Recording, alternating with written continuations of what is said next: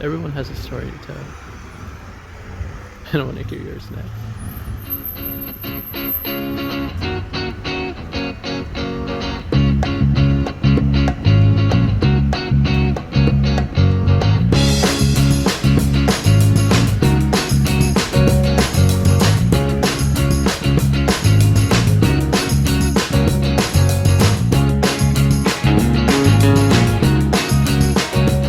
Hello, everyone. Thank you for watching the podcast or listening to the podcast. Tell me your story, where you get to come on and tell your story from the beginning to your careers or what you've done up to this point. And tonight's special guest to tell her story is Chanel Nelson, and she's gonna come on and tell her story from the beginning where she started growing up at, and then she'll talk about her career a little bit, and then where she's at now in life. And we're just gonna do like how we always do. We're just gonna, jump right into this and, just start from the very beginning. Where'd you start? Where'd you grow up at? Yeah, so hello, Chris. Hi, your audience. So I was born in Germany because my dad was in the military, but grew up in New York, um, probably for the first 9 years of my life, and then moved down to Georgia, where I went to pretty much elementary all the way through high school. So So you're pretty much everywhere starting off. yeah, yeah. So most of my family's still back in New York. Yeah. Wait, so you said you started overseas. So I you was were born, yeah, I was born in Germany, but I think that um I think my parents moved before I was even a year old to the States. So I was only there for a couple of months. that's still pretty cool to say though. Like, yeah, I was born in Germany.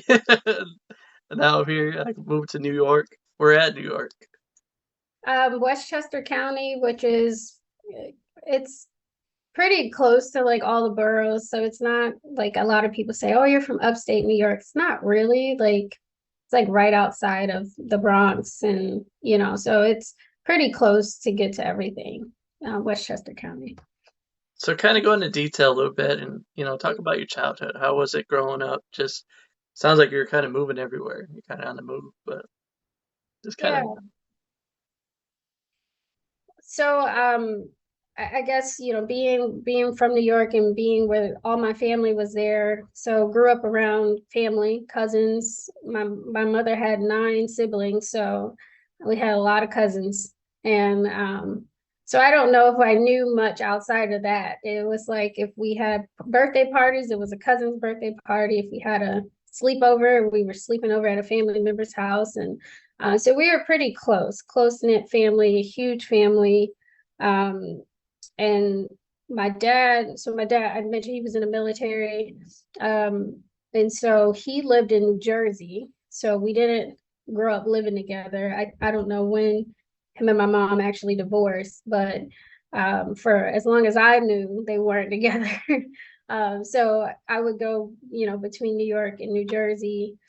Um, but I don't know, growing up in New York, it's kind of weird, I guess, because I was only there till I was 9. So it's like some of the memories they're just few and far between. And then, as I grew older and moved to Georgia, I do have memories of going back to New York every summer.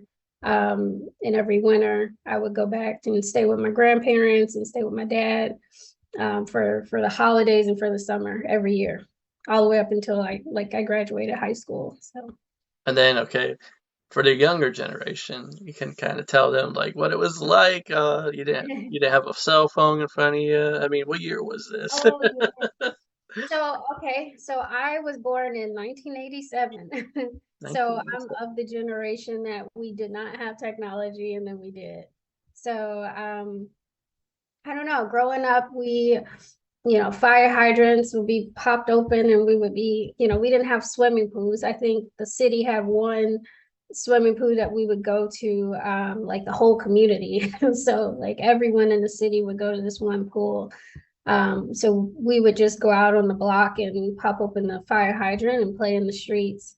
That's what we did. And so Summer camps were probably the other opportunity to get to a pool. So I would go to summer camps up in Scarsdale, New York. Um, and that's where, yeah, learn how to swim at summer camp. So I don't know. It I would probably transition into moving to Georgia because that's where I have more memories.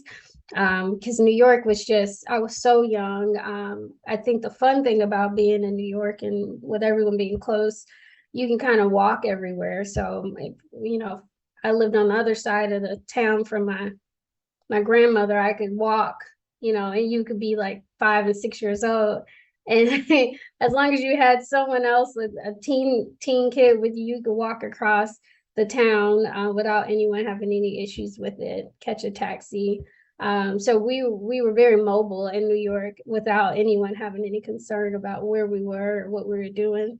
As long as we were home before the um, street lights went on, it was okay. Amen to that. Yeah. Mama says be home when them street Yeah, lights come on. my grandma used to call outside the window, and if we were playing out in the park or wherever we were, we could probably hear her. But she would call us, and you know, it's time to get in the house. Or we were usually at her house most of the time. My mom was working a lot, and so spend a lot of time at grandma's with other cousins. Um, so yeah, we moved. So born in at the end of the '80s there, so I'm kind of a I don't know. I guess I'm a middle, I'm like an older millennial or like a middle-aged millennial. Um, and we moved to Atlanta in '96. So I was in the fourth grade. Ooh, that had Um, to be an adjustment though. New York and then moving to Atlanta. it was, yeah, we cried a lot. My sister and I. So I have a sister that's 4 years older than me. And so we moved with my mother to Georgia in '96. And so yeah, I was in fourth grade, and we just were upset about it, you know, really didn't want to do the move. And I remember my dad was getting married that year that we made the move. And so when we went back to his wedding, so I think his wedding was in January. So let's say we moved the summer before.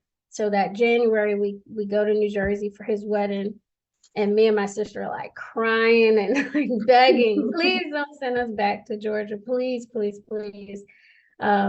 It was like a whole ordeal. I remember we ended up staying like a day later just because we put up such a big fit to not go back. Which probably ruined my mother. You know, I can't imagine how she might have felt now, but it was all for our good. And I'm happy that she took the, you know, leap of faith to kind of move us somewhere unknown.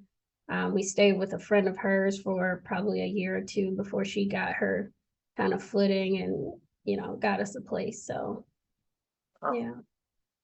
that's incredible though. I mean, just hearing that story, just was it more so because you didn't want to be away from your mom, or you were just so you because your family's there in New York, you didn't want to be separated from that, or Yeah, I think that's it. And, you know, just it's unfamiliar. I had never been to Georgia before. And I remember it took us so long because it's probably a 14-hour drive from New York to Georgia. And I remember my mother getting lost.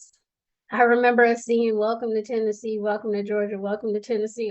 It was just like she was so lost. So, you know, our 14-hour trip probably took over 20 hours. And I just remember her being tired and frustrated. And you know, it was just like I said, we didn't know anyone in Georgia. We had never been there before. And it was just like this country place she's moving us to. So, but you know, after we got into school and, you know, got acclimated and kind of we loved it. Like I can imagine, you know, staying in New York now, having grown up in Georgia. Yeah. now did you have a little bit of like a New York accent when you first went down there, or I did. Yeah, I did. Now I don't. I have no accent, really. People don't know where I'm from. But I did. So yeah, a lot of people would get on me about that. Like not make fun of me, but try to get me to say stuff and like make kind of how I would say stuff. And then every time I would go back to Georgia, I was or New York, I was the country girl. So They, you switched up. You had that accent from Georgia yeah, now. yeah, they were like, "You're so country now." I'm like, I don't. So, Now, did you like music taste change at all when you went down there? Did it? yep, yep, yeah.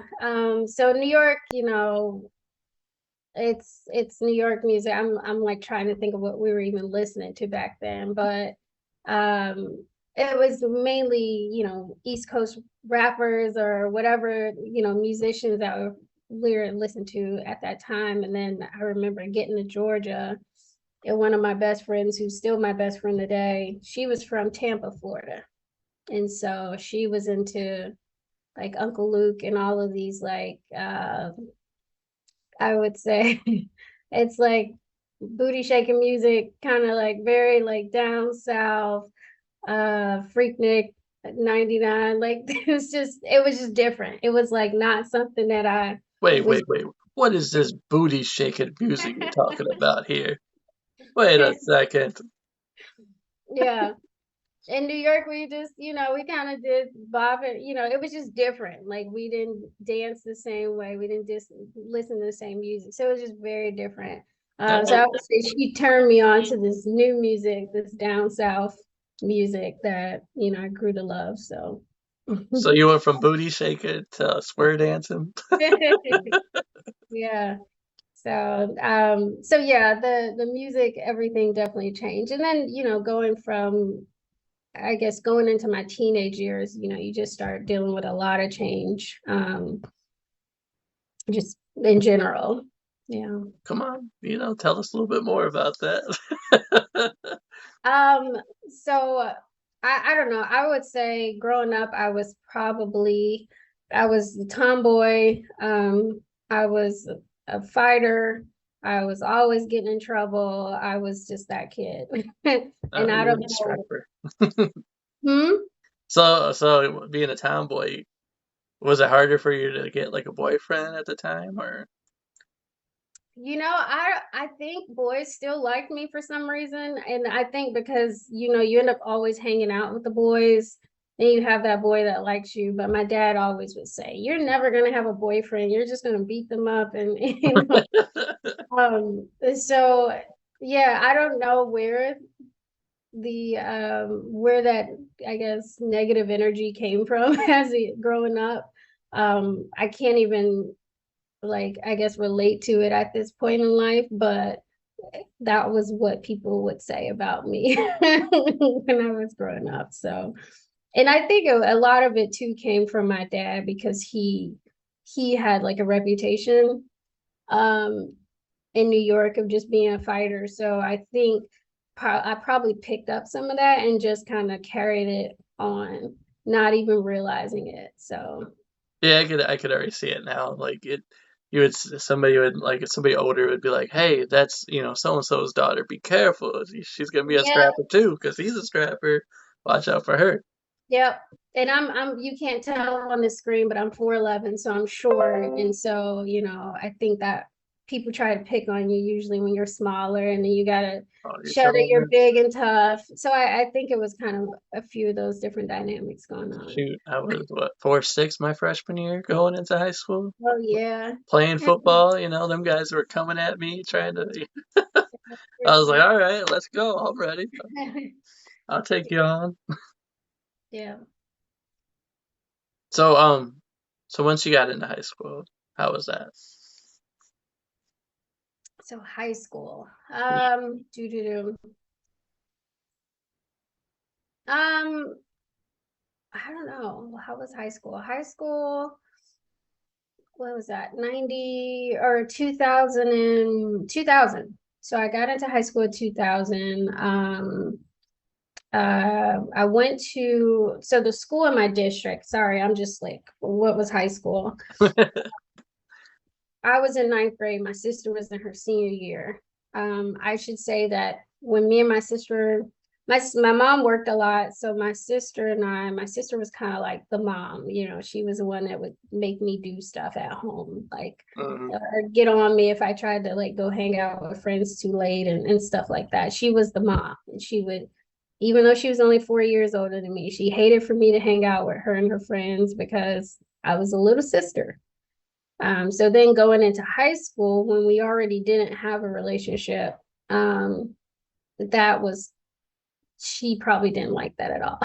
So I'm like that ninth grader, getting into trouble and coming into school, and we think we know everything because we're in ninth grade and we're in high school, and she's a senior.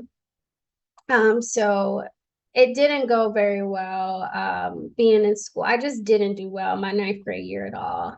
Um, I don't know how else to say it, but what ended up happening is, where we lived, well, actually, I was going to the high school in my district. And because I did so poorly in that first year, I remember telling my mother, like, please, if you let me go. They were building a whole new high school, in our area, but not in my district, like not within where I could go to school. And I said, if you let me go to this school, I promise I will do better. I just need like a fresh start. I just remember telling her, like, please just give me this opportunity to just have a fresh start. I just need to be around different people. And she did. She allowed me. We actually used my church address. We Hmm. had to use my church address for me to go to a school in a different district, and I turned things around. So some of my friends followed because, again, it was within our area, but they just split the school district based on where you live. So some of my friends went there, and then some of my friends stayed at the old school. So I knew quite a bit of people, and I was like one of those people that well, everybody knew who I was, but I kind of didn't want to be known. Yeah. It's like this weird dynamic. So I would like want to walk around with like a hood on, but everyone's talking to you because you know everyone. And so it was, probably by the time I got to my junior year is when I just started like taking it serious. Like, okay, I'm about to be a senior. I think I ran for like student council and like, just really starting to get involved and that kind of just changed the outlook because I had teachers that just wouldn't invest in me because they knew me from middle school, or they just was like, she's not going to be serious, she's going to be a class clown, or she's not going to. So they didn't really, I had like just a reputation that followed me, so I really had to just step up and really just show like, hey, I'm really really willing to do things differently, and take this school stuff seriously. So right then, at that turning point, was that when you realized what you wanted to do with your career, or No, I don't think I knew what I wanted to do with my career. I kind of always liked medical, right? So at that stage, I was still like, oh, I'll probably go to school to be a nurse or something. So that was kind of always there, but it wasn't like a well thought out plan. Like, I'm gonna finish school, I'm gonna go to college, and it wasn't that. It was me just going through life and trying to figure it out. So I think by the time I got to 12th grade, I signed up with the Navy, and I was supposed to go into the Navy, so like probably the beginning of my senior year, I signed on, and so you kind of go through some programming throughout until it's time for your ship date. And I followed along with that all the way through, and they had me as a hospital corpsman. My senior year, I was taking classes at like a technical high school, in nursing. So I was doing like a certified nursing program. So everything was kind of like at that point starting to make sense. Like, okay, I'm taking the steps towards this medical, path. I have this job, maybe with the Navy. Once I finish school, that's the way that I'm going to be able to pay for college. Like, in my mind, like that's what made sense. And then, I did have some things happen like once I graduated high school, boyfriend stuff. But I think it got to my dep date, my date that I was supposed to depart out to, the Navy, and you go in and I forget what they call it. I forget what they call it, but you go through the whole processing. And I had a bad attitude. I don't know if you caught that yet. I had a really What? bad attitude. Never. You look like a peaceful person. I am now, growth, right? But I remember they changed my job, and that just Oh, up like over the that top, was huh? there, and it was so weird because I'm like, all this time, like hospital corpsman, hospital, like that was it, and that, like, I went into you know, they're expecting to be this hospital corpsman, and they get there that day, and they're like, you're not a corpsman anymore. You're gonna be some like engineer. And like at that time, I didn't know like what an engineer was. And like What? all I could think of was like, you're gonna put me on this big boat like to deal with this engine that's like bigger than me. Just stupid, you know. So I was like, I raised a fit, was like, if I can't be a corpsman, I'm not doing this. Like I'm leaving. This is over. Nope, Keep I ain't doing it. keep your crap, and yeah, screw all of this. I didn't want to do it in the beginning, in the first place. It was just horrible. And I think I cried for like 2 weeks and didn't do nothing because like all of my friends are going to college, or they're working or doing something, and here I am, summer's ending, and I don't know what I'm about to do with my life. I thought I was going to the military. And I ran track in high school, like junior year, senior year. I ran track, and I was really good. Like I could have ran in college, but the issue with why I couldn't run in college is because that ninth grade year, um, I had got into it really bad with my math teacher. Oh no.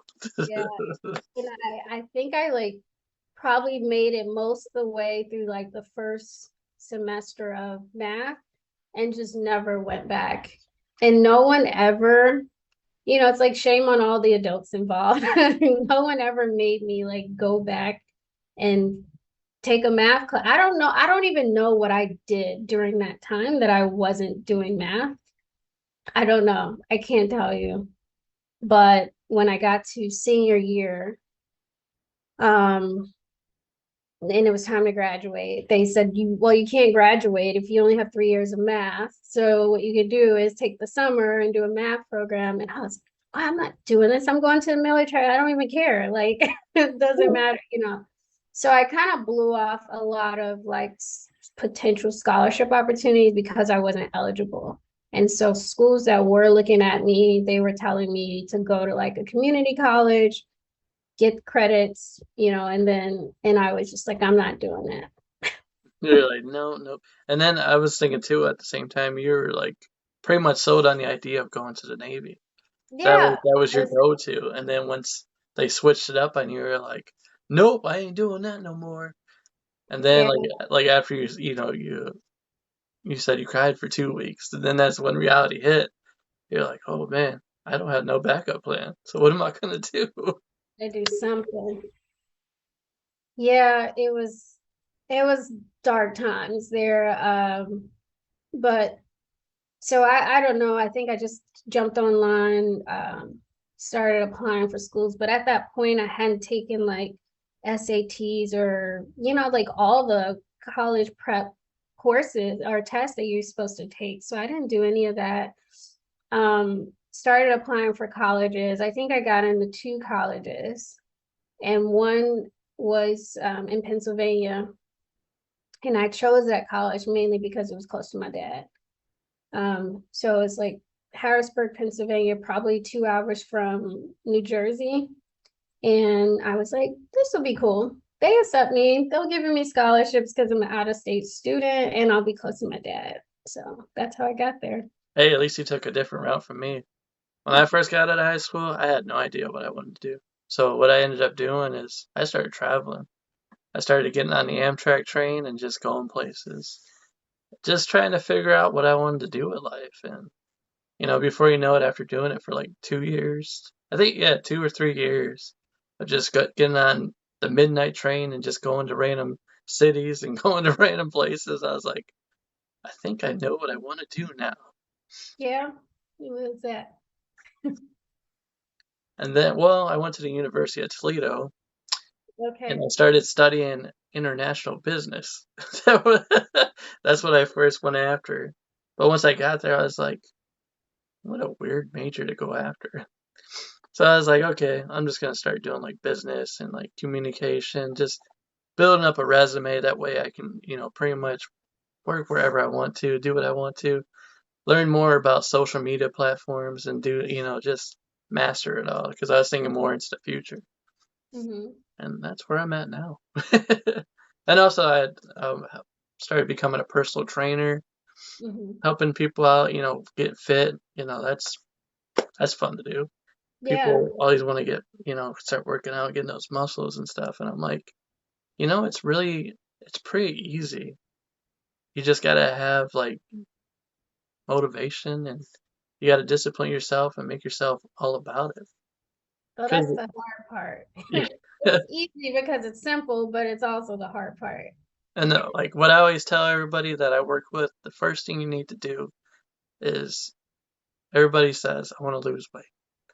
I'm like, okay, the first thing I want you to start doing before we start doing anything, I want you to walk an hour a day for 1 month and then come back to me and tell me if you can do that, then we'll start doing other stuff and start seeing, what I can do with you. But Hmm. that's my first challenge. Do an hour a day, just walk it. Yeah. And what happens is they quickly find out once they complete that challenge that like, hey, I just lost 20 pounds from walking. Yeah. And then that motivates them to like, okay, what else do you got for me? I'm like, okay, Yeah. let's do this now. It's the incrementals. When you start seeing the changes, it kind of gives you, again, the motivation, encouragement to move forward. So, mm. So back to your story instead of mine. Yeah, I'm like trying not to because I'll start interviewing you. So I've been very hesitant here not to ask you questions to get us yeah, off track. So how long was it before you decided where you wanted to go and what you wanted to do? And So once I got into college, that college that I went to, I mean, it couldn't be more divine that I ended up there. It was like such a small school, like Amish, Pennsylvania. Like I didn't even know like that was like there were still Amish people like that existed on it. Like I was just so like ignorant, I would say, at that age. There was so much I didn't know. But landed at this school that couldn't have been more perfect. The only probably out of towner to say like Georgia. Like most of the students there were from either Pennsylvania, Maryland, New York, and New Jersey. So like all kind of like that pocket. So they were looking at me like I'm this foreigner. But I kind of like I qualified for all of these scholarships to be there, and that kind of helped out, with funding being there.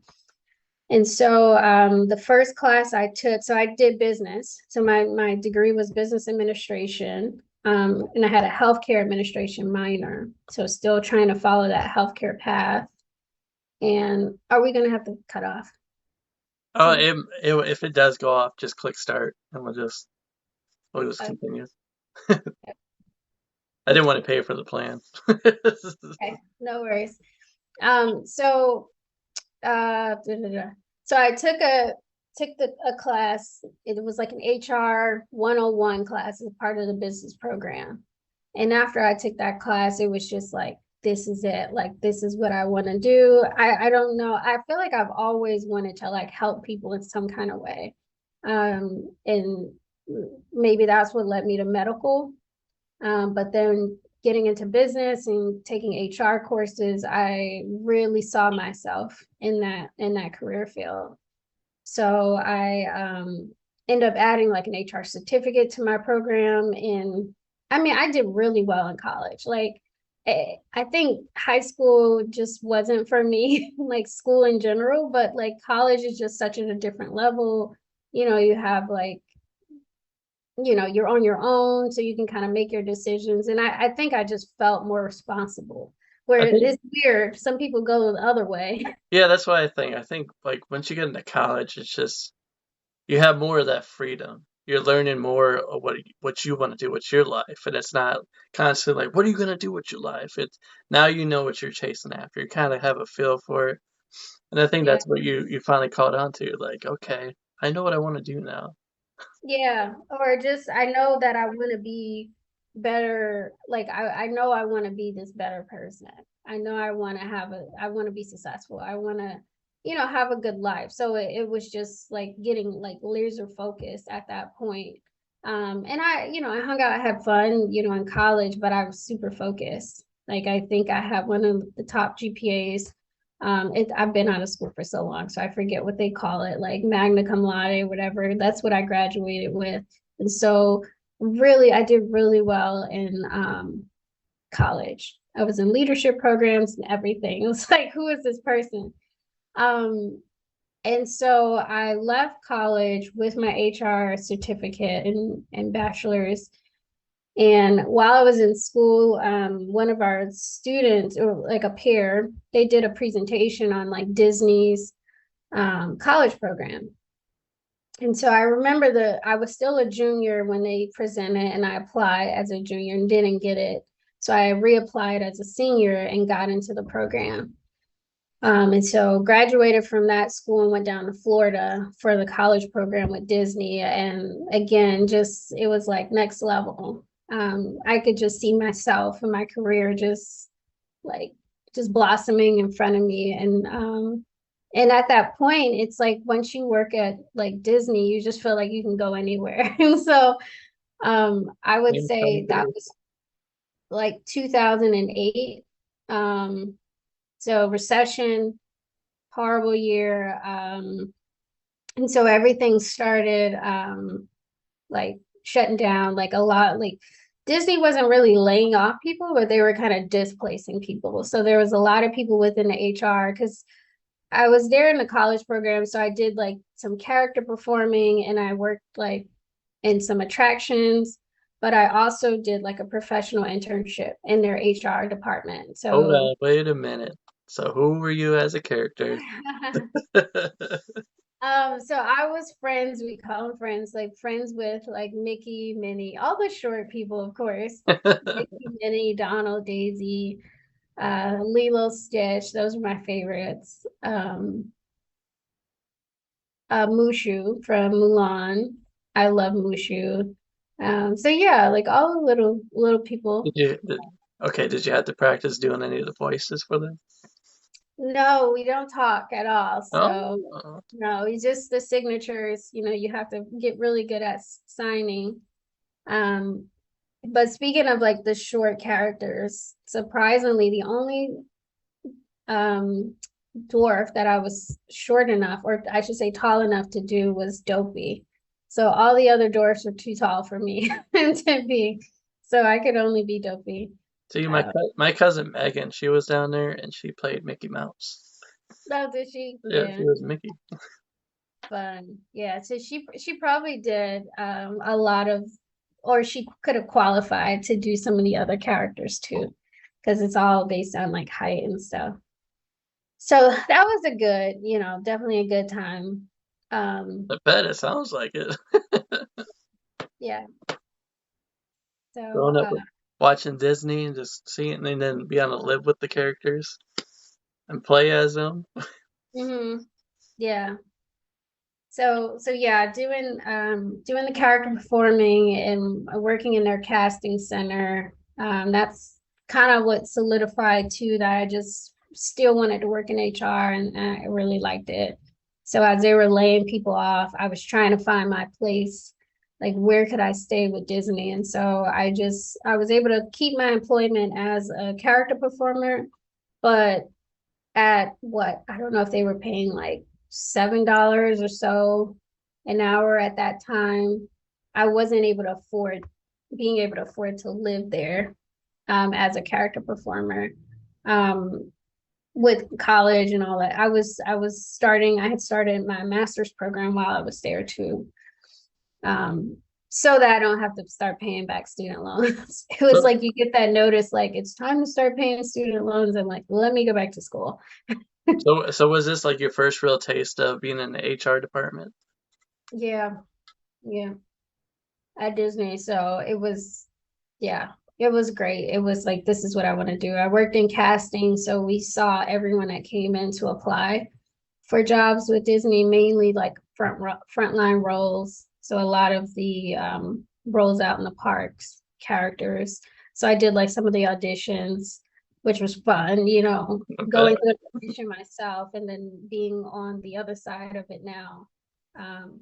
Judging people as I shouldn't say judging, we weren't called judges, the casting directors.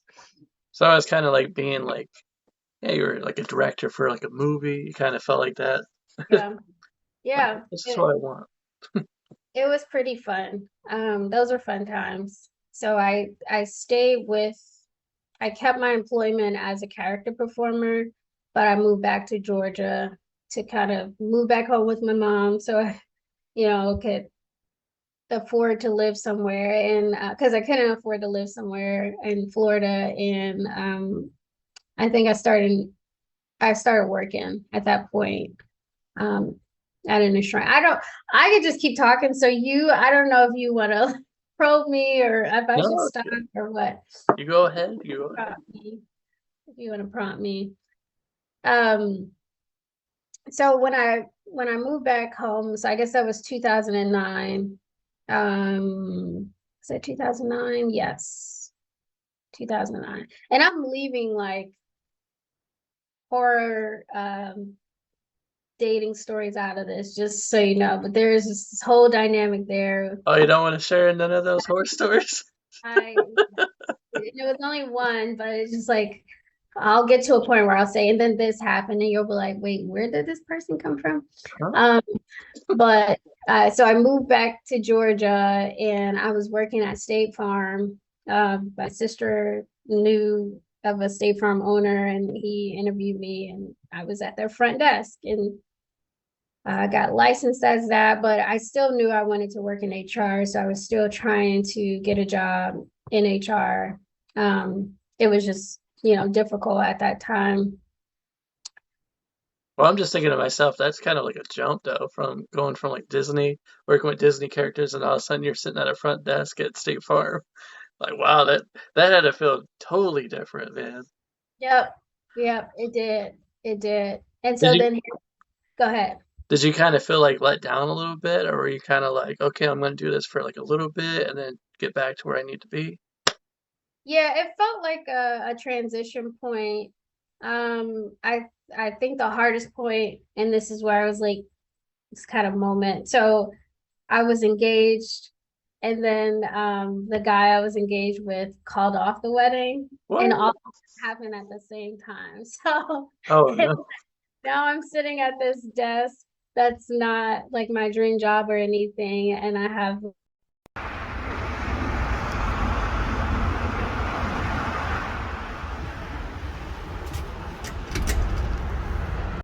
Everybody, welcome back from the commercial break. As we went for break, she was currently talking about the relationship where she went from working from Disney to State Farm and then having her boyfriend, who she was engaged to, suddenly she was no longer engaged and she was sitting at a desk wondering what's going to happen next in life. I'll let her continue now. yeah. So I mean that was hard. So we had started dating in college, so I didn't, like I left a lot out. So we dated mostly through college. And so Hold we on, rewind. Where'd you guys meet at? How'd you guys meet? college. We met in college. Yeah, we met in college. I just left him out because, it was such a good time of my, focus in school, and so that was just like a small part, this relationship I had. But yeah, so, and I say it just so like we have been together for a couple of years, leading up to that point. He was at Disney with me. So he kind of did the program too. he had a marketing internship, so he was kind of like we were on the same path. Mhm. And then we were both in Georgia at this time trying to figure out like the next move and trying to plan this wedding. And I remember it's like the day, we're talking through like your guest list and stuff like that. And he's like, I think that we should just pause on this. I don't think, we should move forward. And at the time I was so devastated. Like I was just so like, oh my gosh, like what what did I do to deserve this life? No, but I'm a spiritual person. I have been praying about it and like really like knowing like I was going into this next step and I was just like, God, if this isn't because I knew like there was so many red flags, like See, the that's entire what I was gonna say. I was like just thinking in that moment that that was God's way of probably saying, "This is the biggest blessing you're about to receive." yes. It was like He, because a lot of people would, right away, why is this happening to me? Why now? But in that moment, that's when you gotta say, God's working, man. God's doing this for a reason. He's yeah. gonna wreck your plans before they wreck you. Yeah. He was answering my prayers. Like and I had to reckon with that. Like I had to accept that and just be okay. So like I said, devastated in the moment, feeling embarrassed, like ashamed, like all these emotions. But deep down, I was like, this is kind of like you were asking for this, like just clarity and he had no reasoning, right? Like and I mean, a lot of things had came out after that happened, like him dating a girl that was in Jordan, like all this stuff. And so I just knew that it was just divine, like that it happened the way it needed to happen. And Blessing so, in disguise. hmm, I said a blessing in disguise. It doesn't make sense at first, a blessing. Yeah, it but was. soon afterwards, you're like, okay, I see why now you did that. I was so at peace. Like after, like I remember we had went and talked to like my pastor about it, and he was like trying to like sort through stuff, and I was just kind of like, I'm okay with this. Like, I really am okay with this. Like, this feels like, sometimes decisions just have to be made for you because you're just not in a position to make them yourself. Like, it's like, but you should probably make this decision. And so, I'm thankful that he was strong enough, I guess, to step up and be like, we're not doing that. So he left. He left Georgia at the time, and the girl he was dating from Georgia moved with him to New Jersey, and from there, my career. So I applied with the Atlanta Spirit, which Atlanta Spirit owns Atlanta Hawks. Atlanta Thrashers used to be the hockey team and the arena. So Atlanta, oh my gosh, why am I? Oh my gosh. Um, Hey, um, don't beat up on the camera now. Take it easy. I'm like, what am I like thinking? So it's the Atlanta Hawks, Thrashers, and the arena. I don't know what the arena is called. I don't know why I'm blanking right now. But the where all the teams play at in Atlanta. And The Georgia Dome? no, that's a football. This Ah, is see, I don't know nothing about Atlanta. That's about it. so anyway, it's the CNN Center. So I got that internship and that was in HR. And again, just back on this progression. It was unpaid, so I still had to keep my State Farm job. But because it was in my career, I was like, let me just do this and no regrets of doing it.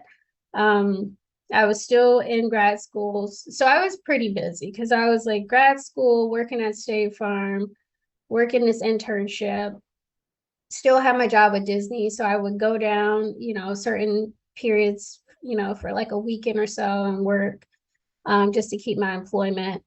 So that was a busy year, 2009. Um, Sure sounds like it. yeah. Everything that was taking place, I mean, that whole, relationship thing. He's glad that you were calm down at the time. You didn't deck him. Unless you But kept that out of the story. He was such dead weight. So like this is how like things just work too. Because so that probably ended like March or April. And so I started working with Atlanta Spirit, I think August. So it was like that fall or so. Meet this guy there in like December that is just like, talking to me and things like that. And then we started hanging out. And so I started dating that guy probably that next March 2010. Um, Whoa. and then I leave for Ohio that April, right? So probably February. It was pretty early in the year. This guy's now my husband. We've been married for Hey. We've been married for 7 years now. But like when you look back, I'm like, if I was dating or even engaged or like any like in that relationship that I had knew was over before, for years, would I have met him? Would I have been open to receive this relationship with this person? And it was such a friendship because I wasn't looking like I was just in this mindset like I don't need a boyfriend. I just got out of the situation. Like I'm just focused on my career. And so because it was that, I think it just started out as this friendship and this it just started off different. Like, let me get to know you. Oh, you're focused too. Oh, great. Like, neither one of us want a relationship. So, and then it's like, I'm leaving. I'm going to Ohio. I didn't think twice. Like, even though we were like technically boyfriend and girlfriend at that point, I was like, I'm not sticking around for no guy. Like, I'm leaving. I'm out of here. So it was beautiful, like the way it all worked out. But that was an interesting year for sure. Isn't it like when you look back on it though, you're laughing about it, but like just how it all worked out in the end. Isn't that Yeah. incredible? Just how God works that way. We Yeah. thought like, okay, this person left, man, everything didn't work out as planned. And then in that time period when you think back to it, you're like, dude, I was so wrecked. I didn't know what I was gonna do. But then all these things worked out for you, and then like you said, you end up meeting your future husband Hmm. and think Yep. of like if that had just imagine like had it not, had that fallen through, where would you be at in this moment? Had he not called you to engage, the whole thing off, where Yeah. would you be? That's the crazy part of it all. Yeah. Yeah. I'm thankful. I was totally settling, into that, so yeah, I'm just, it always like gives me like this image, like there's like this picture out there and it's like God has like he's like kneeling down to this little girl who has like this teddy bear, like a small little teddy bear. And he's like asking her for the teddy bear, and she's like, don't not wanting to give him the teddy bear, but behind his back, he has like this huge teddy bear. Hmm. Like I always think about that image, and it's like you're so afraid to give up this like little thing, and he has so much like bigger that he wants to give you. And so I always just think of that. And so my path forward is like if whatever God has for me is for me. And so I'm not holding on to anything that, it just, if it doesn't feel right, it's probably not, right. Or if, yeah, I, Important message right here that we're preaching about is allow God to lead your steps. Allow Him to lead the way. mm-hmm, That- yeah, That's the better way to put it, is allow God to lead your steps. It might not make sense at first, but He knows what He's doing. yeah, yeah, I trust them. Yeah, I trust them for sure. So yeah, so things were looking up even from that point forward. So I moved to Ohio with a job with Honda in HR. That was like my first official like paid job in my field, and loved it. Like I feel like every role I've had, I've enjoyed. Um, like no complaints. And so I was with Honda for 6 years before moving on to another company. Um, that I just left in April. So I did 6 years at Honda. I did 6 years with this company. They did like furniture design. So more creative space, which was fun. And now I'm in HR technology. So I've been in HR for 12 years now and I love it. And so How does it feel though? You just going, wow, I'm just thinking like just your story, just hearing it overall, just like wow, how far you have come. You know, from being undecided coming out of high school, you're going into the Navy, and then not going into the Navy, and then going into for business, and then switching up to HR, going to Disney, and just your life, man, is a blessing. yeah, no, it is. It is. And you talk about travel, there's so much growth in traveling and expanding, like, just how you see things, right? We have these kind of narrow perspectives when we grow up in a certain area and we're in a certain, community, and that's all we know. So I think that's awesome that you got to travel. I studied abroad twice when I was in college, during my undergrad, and so that kind of gave me a bug to say I want to travel all over the place. I have two kids. I didn't say that yet. We have a 3-year-old and a 4-year-old, and I just want to show them the world. And yeah. Hey, you got the right mind, you got the right guy. It's all gonna happen, you know. But most importantly, like I said, allow God to continue to lead you every step of the way. Yeah. And as He's done in the past, He'll do again. Mm-hmm. I feel like I'm about to have like a preaching moment. Start preaching Whatever on you here. gotta do, Chris.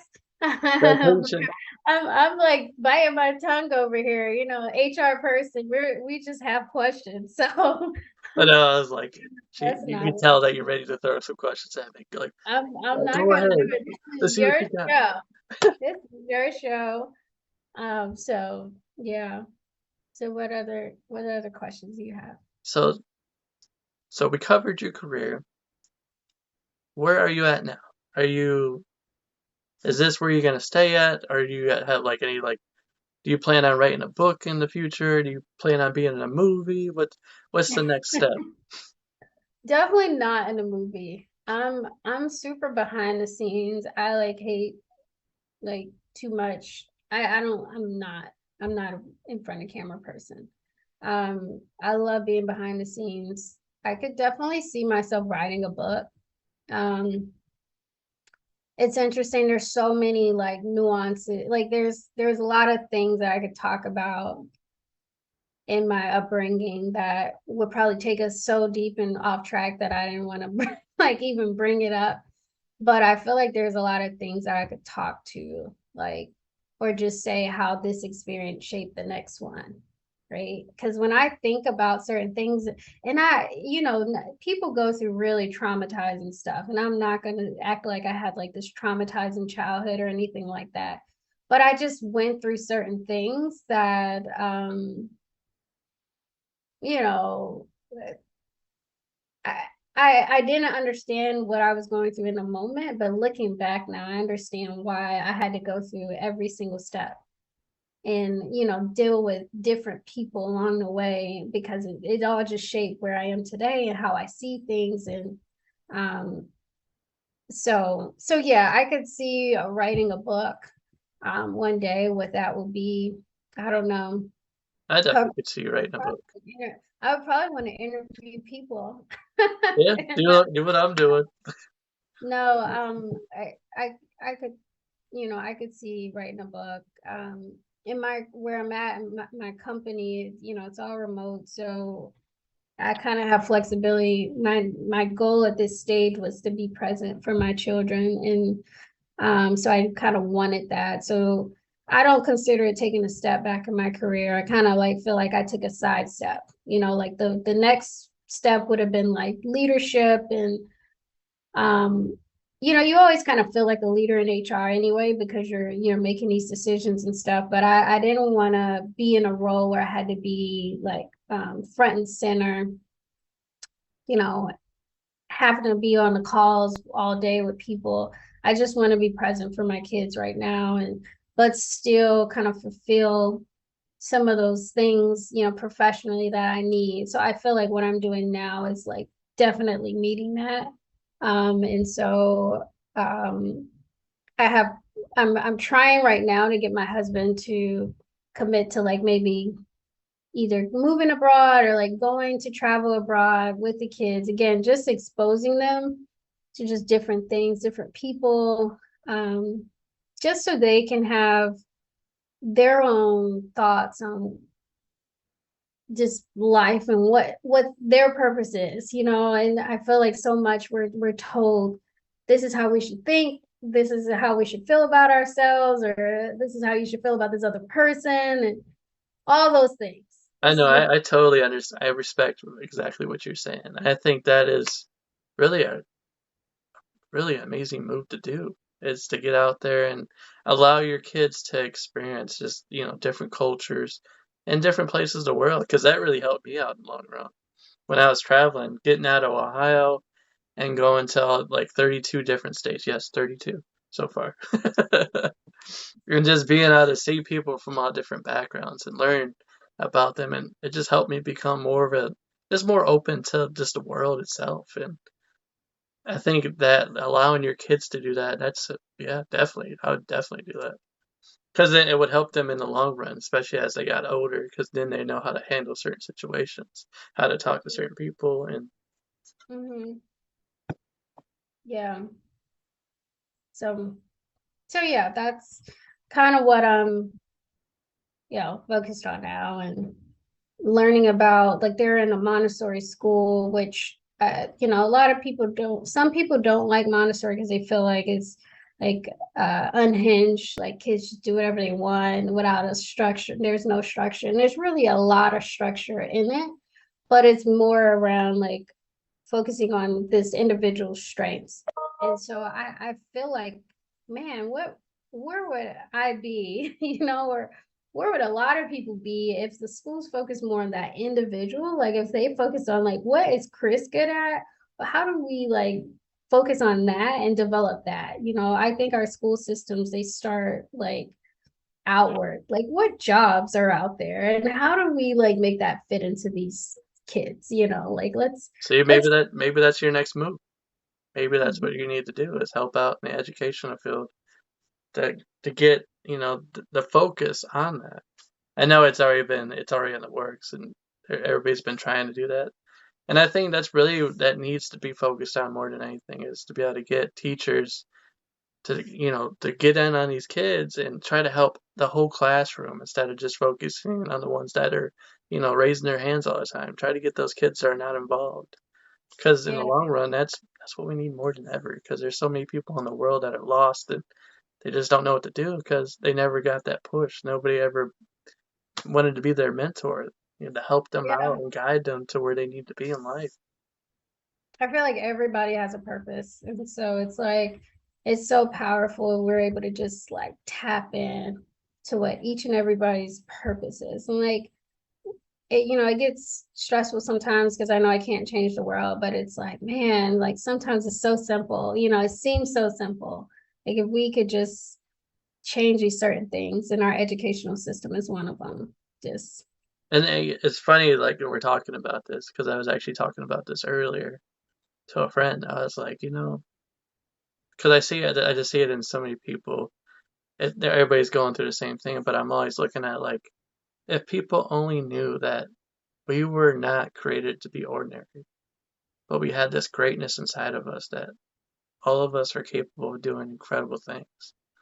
But if, instead of being, because it's just how we're brought up, man, and people, before you know, your identity is being figured out as a child. You're being told this, you're told that, and before you know it, people allow that identity, that, those words as a child to affect their entire life.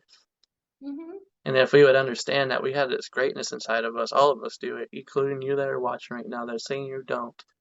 We all do have greatness inside of us, and we're all capable of doing incredible things. This body that we've been blessed with, man, don't even get me started. It is capable of doing so many things. So many things.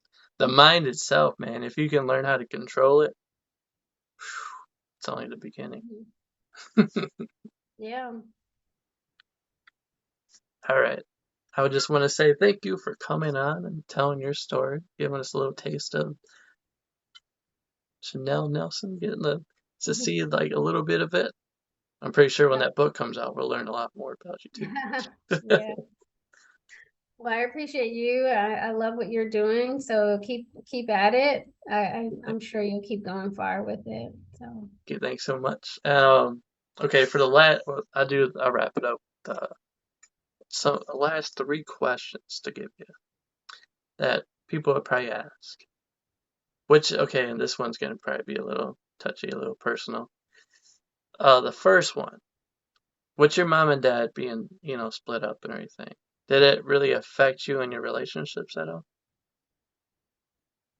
uh people relationships or like relationships that I was in, Didn't like, yeah, I would say both actually. Yeah.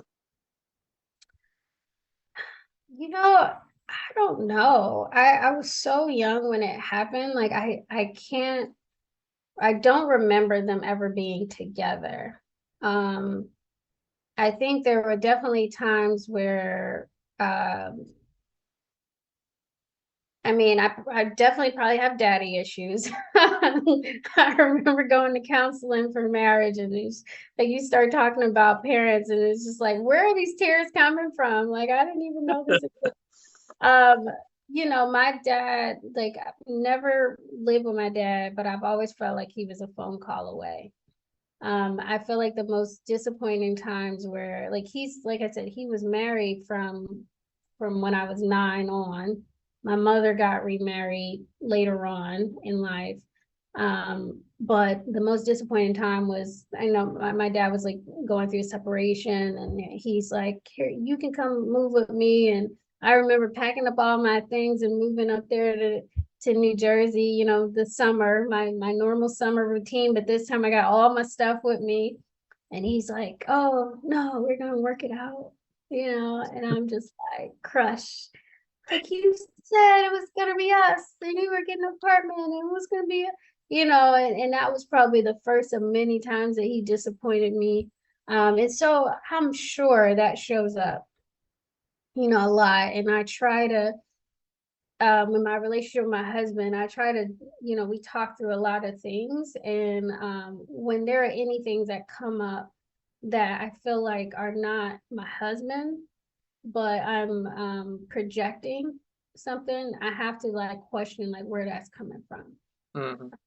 And while I don't hold grudges, I try to like just there's awareness to this, and so that I'm not taking things out on my husband, you know. Well said. Well said. All right. See what I can come up with. Question number two. When did your relationship with God come in? When did your testimony? When did it finally happen? Yeah. Um, so I religious family, right? So I was always kind of in church, but it's funny enough, like my mother's husband now. I remember my mom when she moved us to Georgia and trying to have us in church, and it's like we wanted to do everything but go to church. She had us to a point where we are supposed to get baptized. And so it's me and my sister. I probably was like 14 at this point, and we're getting baptized. And I'm like, you know what? I'm not doing it. Remember, I had a bad attitude. I was like, I'm not doing it. And they were not even dating then. I don't even know if my mother knew this man, but he got up in the front of the church, and I don't know what he said that day, but it changed my heart. Like, and I had already been going through, you got to go through classes to get baptized. I had already been going through those classes, but I don't know what it was that day that I said, I'm not doing this. But whatever he got up there and said, it just changed my heart. And so I went and I got baptized. And at that point forward, it was my relationship with God. It wasn't about, you Wow. know, you know, yeah. So it just changed. And God has to do that too. Like he has to really show up for you. It can't be about, what you've read. Like everything has to apply. for me anyway, to start like making me feel that connection with God. It's like things start to apply, and then you grow faith, and then and so I have crazy faith, um, and trust in God. And so yeah, I would say that was the moment. And then from that point on, everything that I did, everything that I've like my relationship with God from that point grew based on what I like how I poured into it, not, because I had to be there, because I had to go to Bibles. I wanted to go. I was yearning to learn more, to have a relationship with God. I remember, and my husband has a really good relationship with God too. And it was interesting because when we were dating, he was in school in Georgia. He was there for the internship, but he's from South Carolina. And so I was going to church because that was my area, my hometown. And he wasn't. And there would be moments that he would say things to me. And I just remember saying, like, you don't even go to church. Like, how is like, your faith is so strong. Like, when was the last time you were in a church? Because for me, it was that closeness of being there kind of helped me throughout my journey. Even I had a relationship with God, being in church, being in that like, and so I think even my relationship with my husband taught me how to have like not that codependent relationship of like the physical church. So And that's, um, I mean, that like really, that's the best thing to learn too. It's like people are so committed to thinking like they have to go to church, they have to go to church to have that relationship with God. But mhm. truthfully, like you said, you learn that it's a lot stronger than that. Once you get Yeah. that know, have that one-on-one with God all the time, just you and Him. It's just words can't explain the feeling of being in the presence of God. Just Hmm. that peace, that relaxation. Hmm. But Yep. let's not get too deep. Well, that's you said, you were like, you seem very peaceful now. I am now.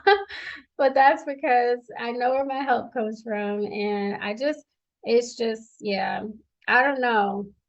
I'm sure people that knew me, I mean, I don't know. I used to have like weird encounters. Like, people would just say, you seem like a believer. And I could just be like on a train, or, people would just have these conversations with me. I remember at Disney, I was having some like issue with maybe I think like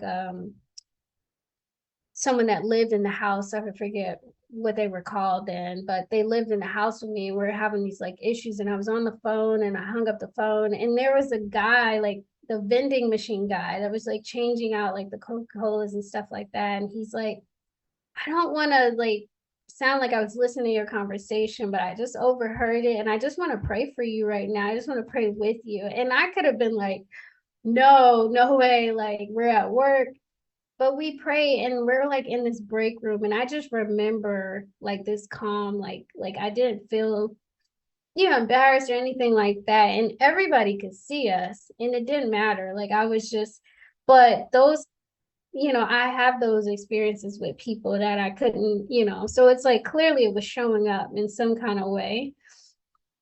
Um, that I didn't know, it wasn't like, hey, I love Jesus, No, I people, mean, there's no shame in that though. And yeah, you yeah. understand that, like when you was in there, that's why you wasn't embarrassed by it. You're like, dude, I like this feeling. Oh, it's like, I thank you, God, for sending this angel here at this moment when I needed him.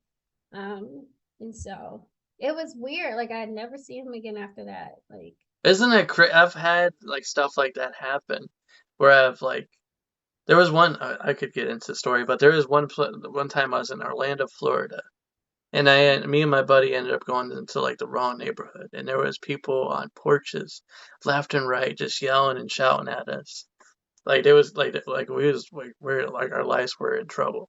Like, mm, but all of a sudden this lady just came out of nowhere. I mean nowhere, and said, "Don't look at them, just follow me." So that's what we did. We just followed this total stranger who had no idea who she was or where she came from, and she led us to the bus stop. And before I could even turn around and say thank you, she was gone. Ooh, She like that's what I'm saying. Like I totally understand what you're saying there when like this guy just came out of nowhere and prayed for you, and then this lady just rescued me and my friend because who knows what would have happened, you know? yeah. Wow. It's chill still thinking about it, I know I did. I got chills too, and I have on a long sleeve shirt. So I know. but Yeah, Chris, we'll have to connect again for yeah, sure. Just and it have was some conversations. Yeah. We all may need to have like an alumni call or something. right. Your folks on the call. Yeah. All right. So the final question. So if anybody wants to get a hold of you, get in touch with you, or just kind of follow what you're doing, how can they do that?